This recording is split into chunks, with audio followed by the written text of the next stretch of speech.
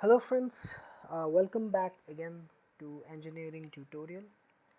Now in my previous few videos I discussed about the rectification concept with the help of semiconductor diodes. We discussed about half wave rectifiers, full wave rectifiers, the two subcategories or types of full wave rectifiers, which is the center type full wave rectifier and the bridge type full wave rectifier. We discussed about the various parameters associated, such as the input and output frequency, the efficiency, the advantages, disadvantages, and all the other things. Now in the efficiency part of the rectifiers for both half wave and full wave rectifiers, I said that the expression for half wave rectifiers it came as 40.6%, and for full wave rectifiers it was 81.2%. We just said that, we just wrote it down by the shortcut formula, but how we got that expression? Okay, so this expression 40.6% with the help of this expression, how we got this expression? It involves some mathematical derivation. So today's video is about that, the efficiency of the full wave rectifier along with the full mathematical derivation, how we got this expression. So again, the efficiency of the half wave rectifier or any circuit, the rectifier circuit, is the ratio between the DC output power and the AC input power. So here there are two main parts which are involved in the calculation of the efficiency. First is the DC output power and second is the AC input power. So first we should know the expression of DC output and AC input power. Okay, so AC input power and DC output power. Now the DC power output of a half wave rectifier is given by the following expression. PDC, P subscript DC, which is the DC power, is I square average into RL. This is the average value of the current which flows through the rectifier, the half wave rectifier circuit, and RL, as you know, is the load resistance. The average value is also called as the DC value of a function, which is in this case is the current. Okay, I square average into RL, or the square root of the average value of the current into load resistance. Similarly, the AC power input of the half wave rectifier is given by the following expression. P subscript AC, which is the AC power, is equal to I square RMS into RF plus RL. Now here I square RMS is the square root of the RMS value of the half wave rectifier current multiplied with the sum of the AC forward resistance. Okay, forward resistance is the ratio between the change in forward voltage and the change in forward current, and the load resistance. Okay, so this is the expression for the AC power input. So you must be clear about these two expressions. Okay, this is the AC power input and the DC power output. Now we have to calculate I average and I RMS. Okay, the average value and the RMS value of the current. Okay, so let us first discuss the basic concepts associated with average and RMS value. Okay, the DC or average value of any function, periodic function. Okay, let's say. So as I said, the DC value is also called as the average value. For any periodic function, let's say x as a function of t, which is time, with a period t. Now this period t is the total time taken by this function xt to complete one cycle. Okay, for a sinusoidal signal it is generally 2 pi and all that. So for a complete sinusoidal signal. it's 2 pi and all that. So it depends on the signal. It is the time taken by the signal to complete one waveform, one complete cycle, one complete waveform. That is the period. So for a periodic function, we can calculate the average value or the DC value with the help of this expression or formula.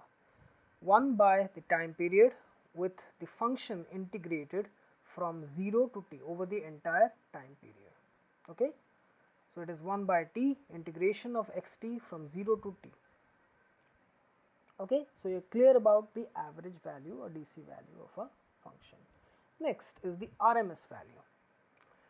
So again, for a periodic function with a period t, the RMS value is calculated through this expression. Okay. 1 by time period with the square of the function integrated over 0 to t whole root over. Okay, so note the difference between these two expressions. Here for the RMS value, the square root is integrated and the total function is under a square root. Okay, this is the RMS value, this is the average value. So now we have to calculate the average value and DC average value and the RMS value for the half wave rectifier current. So again, this is the input and output waveforms for the half wave rectifier. As you can see, this is the AC input consisting of the positive and negative half cycles. As we all know, the half wave rectifier conducts only during the positive half cycles and it gives pulsating DC output during the positive half cycle. During the negative half cycle, the output is missing. Again, during the positive half cycle, again it starts conducting. So please, before going into this video, please check out the videos related to introduction to diodes, half wave rectifiers, full wave, two types of full wave rectifiers which I have posted in my channel before going into this video, so that you understand these concepts in a better way. I have discussed all of these things in detail in those videos. So now, for the AC power input, we have to calculate the IRMS value. So for the half wave rectifier, the IRMS value is calculated in the following way. Now, we know that the RMS value is calculated with the help of this expression, 1 by t integration of the function from 0 to t dt, and the whole thing is kept under a square root. But here, as you can see, here we have taken it as 2 pi, the time period, but here it is integrated from 0 to pi. So it might create some confusion, so please pay attention here. For the half wave rectifier output, the output occurs from 0 to 180 degree or from 0 to pi. Okay, but the time period of the signal is from 0 to 360 degree or from 0 to 2 pi. For that reason, the time period of this denominator part is kept as 2 pi, but this function, as the current conduction takes place only during the positive half cycle, which is from 0 to pi, this function is integrated from 0 to pi. You can see conduction takes place only for the duration of pi. Okay, from here to here it is pi or 180 degree. Again, from here 360 degree to 540 degree, let's say here it is 180 degree. Current conduction takes place for the duration of 180 degree or pi. So for that reason, for half wave rectifier only, it is integrated from 0 to pi, where I is a sinusoidal signal we have taken here. I is equal to Im sin theta. So when it is the square is taken, this Im square sin square theta. Now the Im square and 2 pi, as these are constant terms, they are taken out, which becomes Im by root over of 2 pi. Again, please attention, Im square, when it is taken out of this square root, it becomes Im, and this 2 pi, it becomes root over of 2 pi. So the remaining function is 0 to pi sin square theta d theta. Here we have used a trigonometric identity, which is 1 minus cos 2 theta by 2 is equal to sin square theta. Okay. here we have replaced sine square theta with 1 minus cos 2 theta by 2. It is a basic trigonometric identity which we have studied in high school. So again the integration is taken in this way, d theta. Again this 2 which is in the denominator, it is a constant, is taken out, which becomes Im by root over of 2 into root over of 2 pi, and the integration is taken place as d theta integration minus cos 2 theta integration. The integration of cos 2 theta is sin 2 theta by 2 and the integration of d theta is theta. It is basic rules of integration, we have done that, and it is calculated from pi to 0. So we get the final expression as Im by root over of 2 into 2 pi into pi. So we get the final value or the RMS value as Im by 2 for the half wave rectifier. But the AC power, as you know, is IRMS square into RF plus RL. So we have to substitute IRMS with Im by 2 and calculate the value. So this becomes IRMS square into RF plus RL, which is equal to Im by 2 whole square into RF plus RL. Next we have to calculate the DC power. So the DC, for that we have to calculate the DC value of the current, which is also the average value. So the DC value or the average value is calculated using the following formula, as you can see here, 1 by t, 0 to t, x t dt, simple. But here also the same thing occurs. Here in the denominator part we have taken 2 pi, but in the integration we have integrated it from 0 to pi because the output occurs only during this duration, from 0 to 180 degree or from 0 to pi, only during the positive half cycle, only during one of the half cycles of the input there is output. So for that reason the current is integrated over this time period. So again I is equal to Im sin theta. Im part is constant, so it is taken out. Integration of sin theta is minus cos theta. It is calculated from pi to 0. So it becomes Im by 2 pi into 2, which is equal to Im by pi. This is the average value for half wave rectifier, which is Im by pi. So the DC power output, which is I square DC into RL or I square average into RL. So IDC is substituted with Im by pi. So the DC power output becomes Im by pi whole square into RL. Now we will calculate the efficiency just by substituting these two terms which we have calculated, which is Im by pi whole square into RL as DC output power and Im by 2 whole square into RF plus RL, which is AC input power.